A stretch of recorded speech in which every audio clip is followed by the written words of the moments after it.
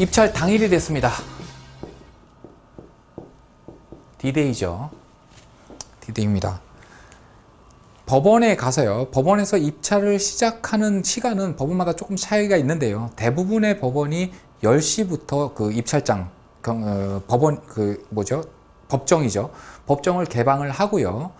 때에 따라서는, 그러니까 지방법원에 따라서는 10시 30분에 그 개방을 하는 데도 있습니다. 그러니까 사전에 미리 몇 시에 그 입찰이 시작되는지 확인을 하셔서 가시는 게 좋고요. 입찰장에 가게 되면 그날 많은 분들이 그렇게 생각을 하는데, 가서 좀 눈치 작전을 해야지. 그래서 사람들이 많이 왔으면은 좀 높게 쓰고 사람들이 별로 안 왔으면은 낮게 쓰겠다. 이런 눈치 작전을 쓰시는 분들이 많이 있는데요. 결론부터 말씀드리면 부동산 경매에 있어서 눈치 작전은 절대로 불가능합니다. 왜 그러냐면요. 이 입찰 당일날 내가 입찰하려는 그 사건만 입찰을 진행하는 게 아닙니다. 작게는 50건, 많게는 150건까지도 입찰을 진행을 하고요.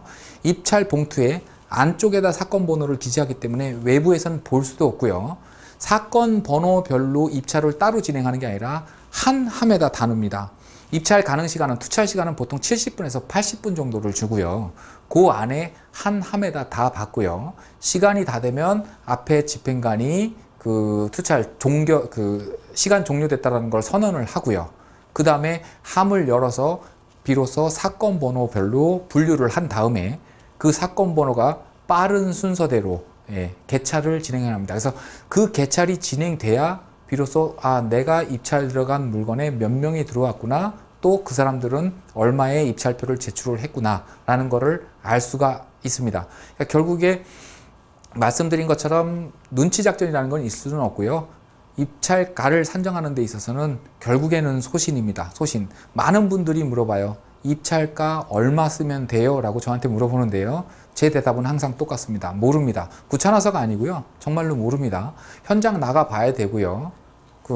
또 예를 들어서 시세 파악을 했는데 5억이다 라고 하더라도 지금 5억에 나와 있는 물건들이, 아파트의 경우에 5억에 나와 있는 물건들이 많은 경우하고, 부동산에서 5억이라고 얘기는 하는데 5억에 나와 있는 물건이 하나도 없다. 이럴 때는 분명히 입찰가 산정 방식이 달라져야 되고요. 그리고 그 지역에 유사한 지역, 유사한 물건의 낙찰 사례 또 봐서 어느 정도 감을 익힐 필요도 있고요. 결국에 부동산 경매의 입찰 가격이라는 거는요, 욕심 싸움입니다. 분명히 경매는 일반 매매로 사는 것보다는 싸야 됩니다.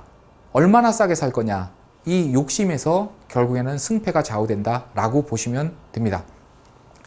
자, 요때 많은 분들이 또 왜 입찰은, 부동산 경매 입찰은 전자 입찰로 안 하느냐, 우리 그 자산관리공사에서 진행하고 있는 공매 있죠. 공매, 세금 안 내서 진행하는 거.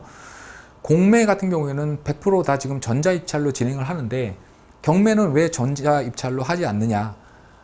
그 이유는요, 입찰 당일날 그 즉시에서 이의 신청 또는 뭐 기타 신청 할 수 있는 것들이 있습니다. 만약에 전자 입찰로 바꾸려고 한다라고 한다면 관련 법들이 먼저 개정이 돼야 될 것입니다. 우선 좀 볼게요. 차순위 매수 신고라는 게 있습니다. 차순위 매수 신고. 차순위는 뭐죠? 다음 순위죠. 그죠? 다음 순위. 무슨 얘기냐면요. 감정가 10억짜리에 신건입니다. 예를 들어서 그럼 최저가가 10억이 되겠죠. 10억이 되는데 입찰 가격을 봤더니 어떤 사람은 11억 5천, 또 어떤 사람은 11억, 어떤 사람은 뭐 10억 5천 이렇게 들어와 있습니다. 그러면 11억 5천 가장 높게 쓴 사람, 이 사람이 최고가 매수 신고인이 될 거고요. 특별한 사정이 없다면 결국엔 이 사람이 낙찰자, 즉 매수자가 될 겁니다. 근데 이 사람 떨어졌잖아요. 그죠? 그래서 이 사람은 차순위 매수 신고를 그 즉시 할 수 있습니다. 그 즉시. 시간이 지나면 안 됩니다.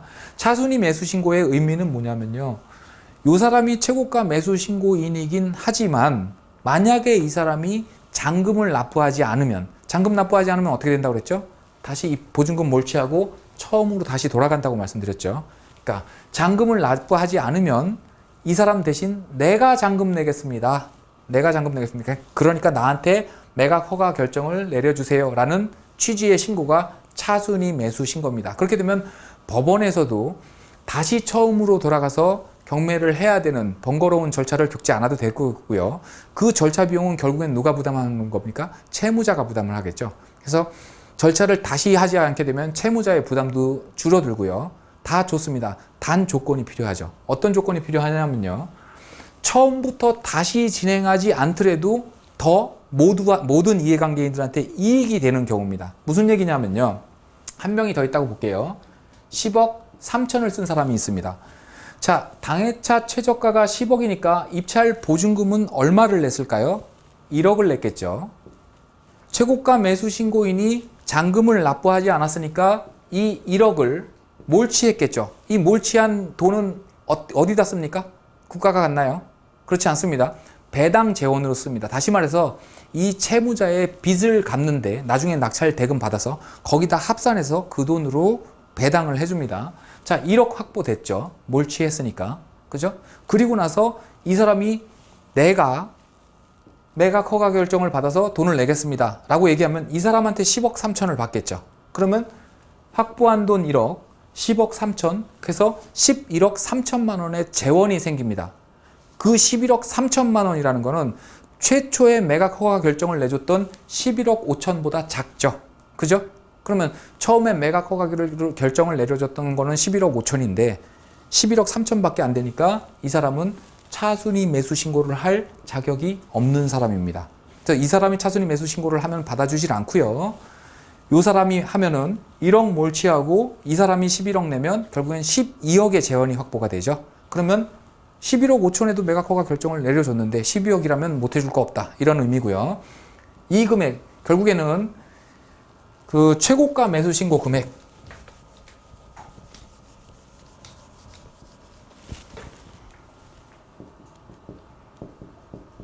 최고가 금액 있죠. 최고가 매수 신고 금액에서 보증금을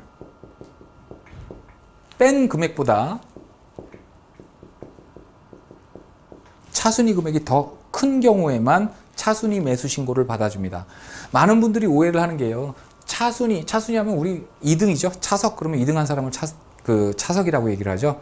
그러다 보니까 꼭 순위에 있어서 1등 말고 2등만 이 자격이 부여되는 걸로 알고 계신 분들이 많은데요. 그거는 아니고 2등이어도 되고 3등이어도 되고 4등이어도 되고요. 요 조건만 만족시킨다고 한다면 누구든 차순위 매수 신고를 할 수 있습니다. 단 2등도 차순위 매수 신고를 하고 3등도 차순위 매수 신고를 했다. 둘 다 요 요건을 갖춰서 했을 경우에는 차순위 매수 신고인은 한 명밖에 될 수 없고요. 그렇게 두 명이 그 차순위 매수 신고를 한 경우에는 더 높은 가격을 쓴 사람, 그 사람한테만 차순위 매수 신고인으로서의 자격을 부여합니다. 만약에 동률일 경우 2등이 동률이 나올 수도 있죠. 그죠? 그런 경우에는 제비뽑기합니다. 그래서 한 명만 반드시 2등만 되는 건 아니다. 2등이 안 한다면 3등도 할 수 있고 3등도 안 한다 그러면 4등도 할 수 있습니다. 요 요건을 갖춰야 된다는 거고요. 요 차순위 매수 신고는 당해차 그 경매 매각 절차가 종결되기 전까지 해야 됩니다. 근데 그 사건의 매각 절차가 종결되는 시점은 언제로 보냐면요. 사건 번호 2016 타경 12345 이 사건 최고가 매수 신고인은 누구로서 최고가 매수 신고금은 금 얼마입니다. 이의 있습니까? 없으면 이 사건 종결합니다 라고 선언을 하는데 이 사건 종결합니다 라는 말이 떨어지는 순간 그 사건의 경매 절차가 종결이 되는 겁니다. 그러니까 실질적으로 최고가 매수 신고 금액이 얼마인지를 안 시점부터 그 사건의 매각 절차가 종결되는 시점까지는 불과 30초에서 1분밖에 안 됩니다. 그래서 그때 최고가 차순위 매수 신고를 할지 안 할지를 결정하는 것은 조금 시간적으로 여유가 없고요. 미리 개찰하기 전에 내가 얼마를 썼는데 만약에 요건을 갖추는 금액으로 차순위 매수 신고 금액을 신고를 할 수 있는 요건을 갖춘 금액으로 떨어지면 그때 내가 차순위 매수 신고를 할 건지 안 할 건지 미리 생각을 한번 해두시는 것이 좋습니다. 다만 알아두셔야 될 건 뭐냐면요. 차순위 매수 신고를 하게 되면 보증금은 그 자리에서 돌려받지 못합니다. 왜냐하면 1등이 최고가 매수 신고인이 보증금을 내지 않으면 잔금을 내지 않으면 내가 잔금을 치러야 되고요. 나도 잔금을 치르지 않을 경우에는 내 보증금도 또 몰취가 됩니다. 그래서 그 자리에서 돌려받지 못하고요. 내가 잔금을 치르거나 아니면은 최고가 매수 신고인이 잔금을 치르거나 할 때까지는 보증금을 돌려받지 못한다라는 것은 알고 계셔야 됩니다.